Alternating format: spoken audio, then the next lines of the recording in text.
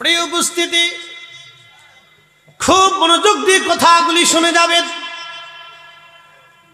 আল্লাহ রাব্বুল আলামিন আমাদেরকে আরো শিক্ষা দিলেন, হে বান্দা, ফাআহিয়াকুম, তোমার জীবন আমি দিলাম।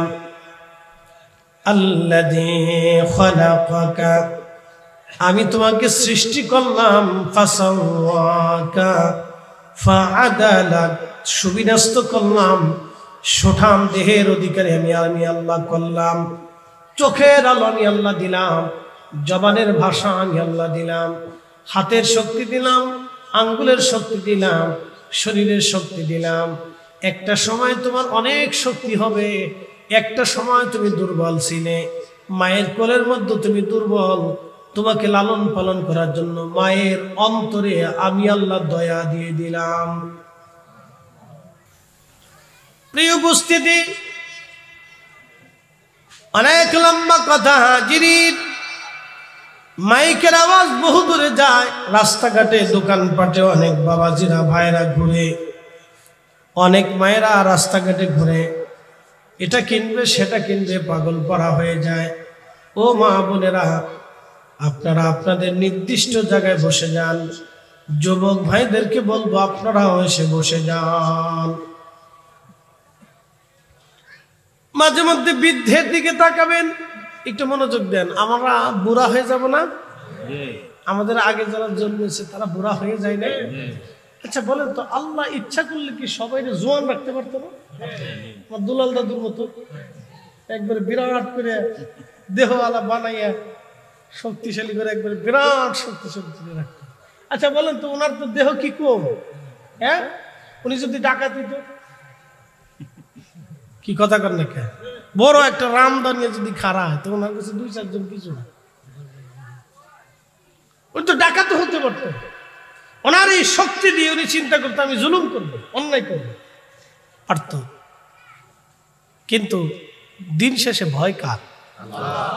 যে আমার শক্তি যতই হোক বৃদ্ধকাল আমার আসবে। দেখেন ওনার বডির স্ট্রাকচার অনেক সুন্দর, অনেক বড় দেহদের একজন মানুষ, কিন্তু চুল পেকে গেছে, বয়স হয়ে যাচ্ছে। দিন শেষে উনি একদিন দুর্বল হয়ে যাবে। অনেক মুরব্বীরা দিন শেষে দুর্বল হয়ে গেছে, হীন হয়ে গেছে, লাঠি ভর দিয়ে গেছে। এক সময় তারা অনেক শক্তিশালী ছিল, কিন্তু আল্লাহ কি সবাইকে সমান করে দিতে পারতো না? সবাই জোয়ান থাকবে, কেউ বুড়া হবে না। কিন্তু কেন দেয় নাই জানেন?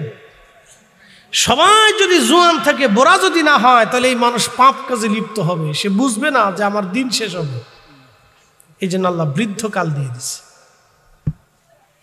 বৃদ্ধকাল আমার রব দিয়ে দিছেন, বৃদ্ধকাল, কারণ মানুষ বৃদ্ধদেরকে দেখে শিখবে। আচ্ছা বলেন, আল্লাহ কি সবাই কানা বানাইছে? পৃথিবীতে কিছু অন্ধ মানুষ আছে না? আল্লাহ ওরে কেন অন্ধ বানাইল? ও তো মানুষ। আল্লাহ তাকে অন্ধ না বানাইলেও পারতো, তাহলে কেন আল্লাহ তাকে অন্ধ বানাইল? আল্লাহ অন্ধ বানাইয়া চক্ষু আলাদেরকে দেখাইলো, দেখো আমি অন্ধ বানাইতে পারি, তুমি সতর্ক হও, না হলে তোমাকে অন্ধ বানিয়ে দেব। যদি এরকম আল্লাহ সতর্কতা না থাকতো, তাহলে মানুষ জাতি ফেরাউনের চেয়ে নিকৃষ্ট হতো। কথা বল ঠিক কিনা? এরকম সতর্কতা আল্লাহ দিয়ে দিছে। এই মানব দেহের ভিতরে 3000 রোগ আল্লাহ দিছে। সুবহানাল্লাহ কন তো। বলে হুজুর রোগ দিয়ে আইলো, সুবহানাল্লাহ কইলেন কে? বলাইতেছি কয় হাজার রোগ দিছে। একসাথে বলেন কত হাজার? যদি কোনো রোগ না থাকতো তাহলে মানুষ ফেরাউনের মতো হয়ে যেত। ফেরাউনের কিন্তু 400 বছর কোনো রোগ ছিল না। নমরুদের 1000 বছর পৃথিবীতে বেঁচে ছিল, তার কোনো রোগ ছিল না। কোনোদিন রুগী হয় নাই, কাশে নাই, হাসে নাই, পাশি নাই, কিচ্ছু নেই, কোনো রোগ দেয় নাই। যার কারণে সে দাম্ভিক হয়ে গেল, অহংকারী হয়ে গেল। আল্লাহ আমাদেরকে মাঝে মধ্যে রোগ দেয়, ঠান্ডা লাগায়, জ্বর দেয়, কাশি দেয়, ফ্যাটে অসুখ দেয়, নানান ধরনের রোগ দিয়ে আল্লাহ আমাদেরকে দুর্বল বানায়। রোগ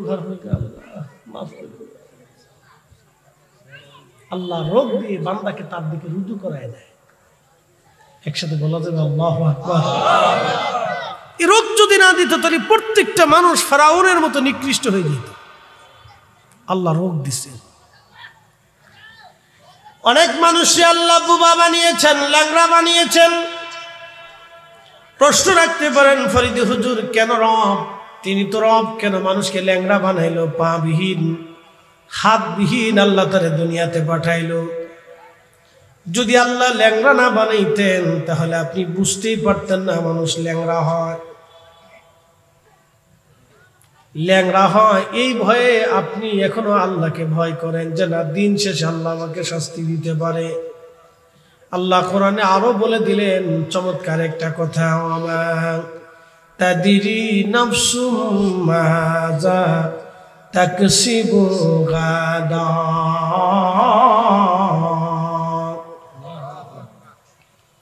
আগামী মুহূর্তটা আমাদের জীবনে কি হবে? আমাদের জীবনের সবচেয়ে বড় কঠিন বিষয়টাকে আল্লাহ তার নিজের নিয়ন্ত্রণে রাখছে। দেখেন, যদি আমরা জানতাম যে আমার মৃত্যুটা আগামী 40 সালের অমুক তারিখের অমুক তারিখে হবে, আমি কালকে আগামী 40 তারিখের 5 তারিখে এই খাবার আমার জন্য বরাদ্দ, যদি আমরা জানতাম তাহলে আমরা অপরাধী হতাম, আমরা ফেরাউনের মতো কঠিন হয়ে যেতাম। কিন্তু আল্লাহ 1 সেকেন্ড পরে কি হবে সেটাও আল্লাহ আপনার দায়িত্বে নিয়ন্ত্রণে আল্লাহ দেয়নি, আল্লাহ তার নিজের নিয়ন্ত্রণে রাখছে। তারপরেও মানুষ ডাকাতি করে, ডাকাতি করতে যায় অনেক মানুষ মারা যায় না? ও কিন্তু নিজেও জানে না যে আমি আগামী ডাকাতি করতে যেয়ে মারা যাব, নিজেও জানে না, কিন্তু উপলব্ধি করে ধরা পড়লে বিপদ আছে। কিন্তু জানে না যে ওর মতো একজন ওকে গুলি করে মেরে ফেলে দিবে, ও নিজেও বুঝে না, কিন্তু তারপরেও সে অন্যায় করতে চায়। মসজিদ থেকে আজান পড়ে গেল, নামাজের দিকে আসো, নামাজের দিকে আসো।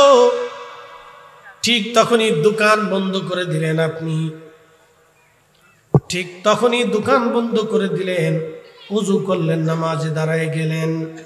যখনই দোকান বন্ধ করে ওযু করে নামাজে দাঁড়াইলেন, তখনই আপনার আল্লাহর সাথে প্রেম হয়ে গেল। আল্লাহ এত পরিমাণে খুশি হয়, আমার বান্দারে কত কিছু দিলাম, সব লাথি মেরে ফেলে দিয়ে আমার বান্দা আমার সালাতে সিজদার মধ্যে দাঁড়ায় গেছে। একবার জোরে বলা যাবে কি মারহাবা?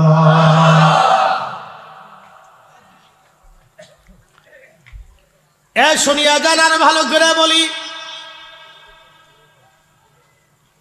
আপনি আপনার ছোট্ট বাচ্চাদেরকে 10-12টা বাচ্চা ছেড়ে দিয়েছেন, ছোট ছোট বাচ্চারা কেবল হাঁটা শিখছে, কেবল হাঁটা শিখছে।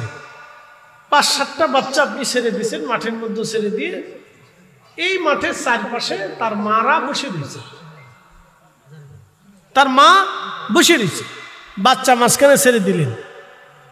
এক মায়ের বাচ্চা অন্য মায়ের কোলে যায় না, দেখবেন হেঁটে হেঁটে হেঁটে হেঁটে হামাগুড়ি দিয়ে দিয়ে দিয়ে দিয়ে দৌড়ায় দৌড়ায় তার মার কাছে চলে গেছে।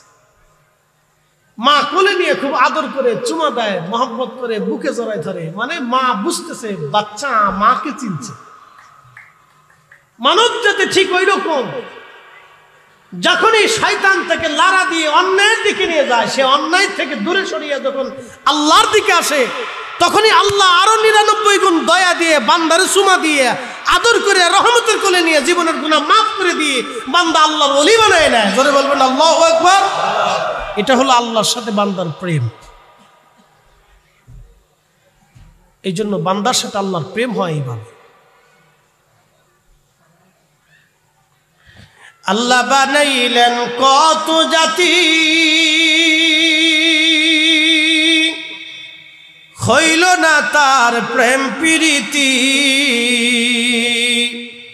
অবশেষে মানুষ বানায়, অবশেষে মানুষ বানায় প্রেমের কারণে, প্রেমের ডোরি বান্দরে মদিনার শনে।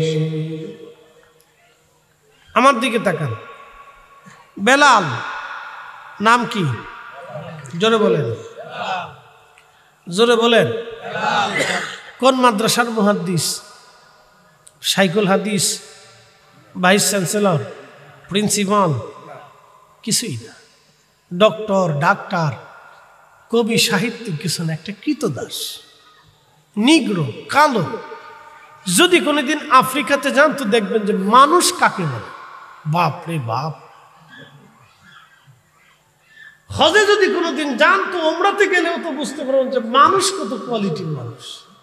আফ্রিকার মানুষ দেখলে বুঝবেন যে মানুষ কাকে বলে। বাপরে বাপ, তার চেহারা, সুরত, স্বাস্থ্য মাস্ত, কালার দেখলে আপনি বুঝবেন যে আইরে সর্বনাশী তো মানুষ। তাসবিহ টিপতেছে, নামাজেও দীর্ঘ নামাজে দাঁড়াইছে। তার পোশাক দেখলে আপনি বুঝবেন কতটা দারিদ্র সীমার নিচে বসবাস করে হজ করতে আসছে। আপনার কাছে আশ্চর্য হবে। অথচ আমার দেশে বহু মানুষ আছে হজ ফরজ হয়েছে হজই করে না।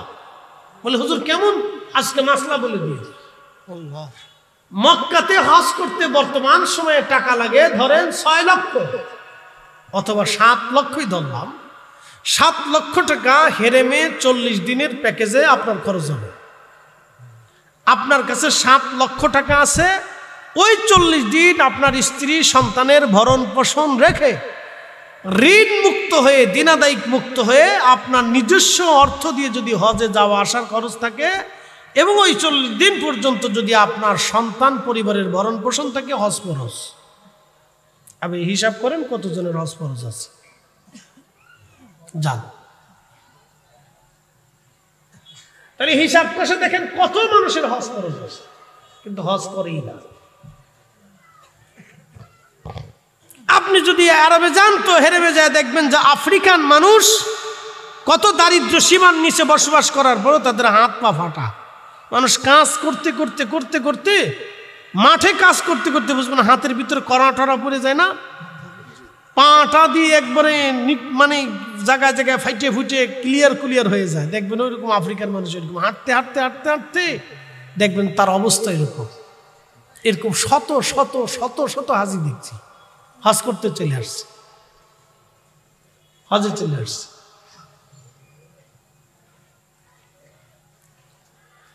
প্রিয় উপস্থিতি, খুব মনোযোগ দিয়ে কথাগুলি শুনবেন।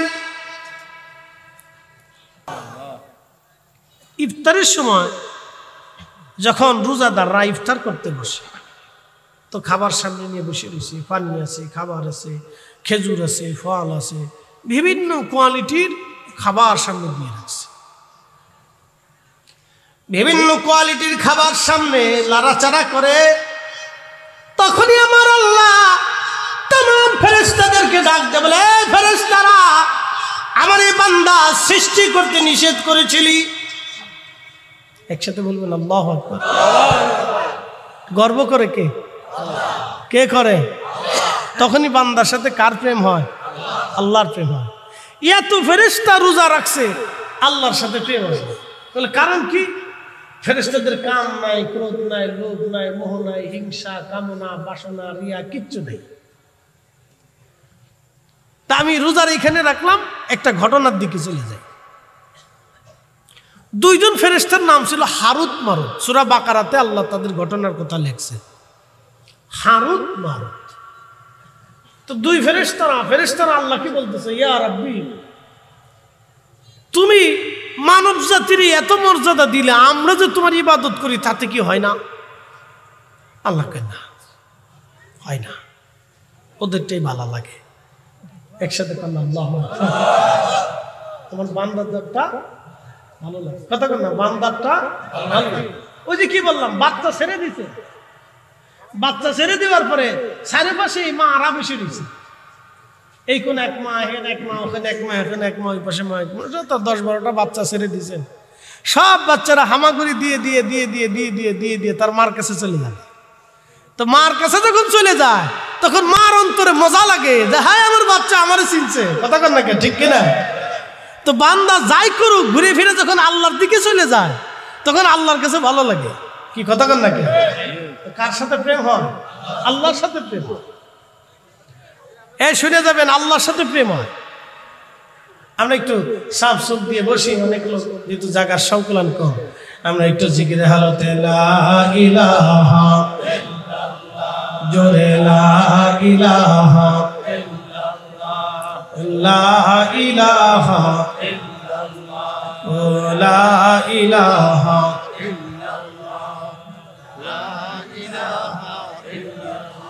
আসিয়া বলে আল্লাহ আল্লাহ, ফেরাউন দিছে কত জ্বালা।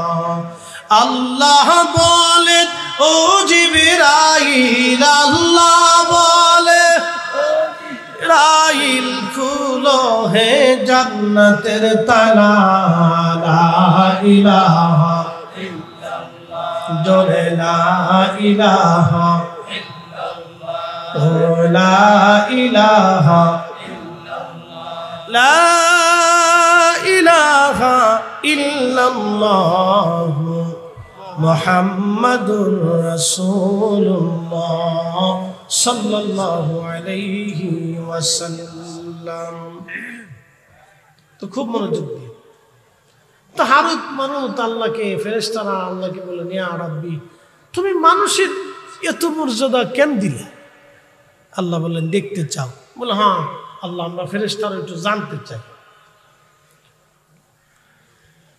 বলে হে ফেরেশতারা আমি মানুষকে যাহা দিয়েছি তোমাদেরকে তা দেই নাই। বলে কি দিছ? বলে মানুষকে ক্ষুধা দিছি তারপরও হারাম খায় না। সেটা বলবেন আল্লাহু আকবার। কি দিছি? কথা কর না কেন? আপনার ক্ষুধা আছে, একজন দিন মজুর সারাদিন পরিশ্রম করে 500 টাকা রুজি করে, আসে না ভাই এরকম? তাদের দিন আনে দিন চলে। এরকম বাংলাদেশে মিনিমাম 1 কোটি লোক আছে। 1 কোটি লোক আছে সারা বাংলাদেশে, দিন আনে দিন খায়। আপনি যদি দেখতে চান তো আমার সাথে চলে, আমি খুঁজে খুঁজে আপনাকে দেখাই দেবো, বেশি খুঁজে দেখা লাগবে না।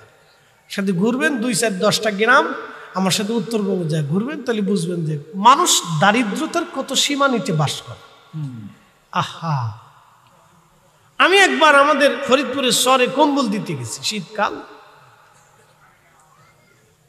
তো একজনের 11টা বাচ্চা। বিশ্বাস করেন একটা ছোট্ট ঘরের ভিতরে, চরের মানুষ, নদী ভাঙ্গা মানুষ, একটা ঘরের ভিতরে একটা মা তার 11টা বাচ্চা নিয়ে একটা ঘরের ভিতরেই থাকে।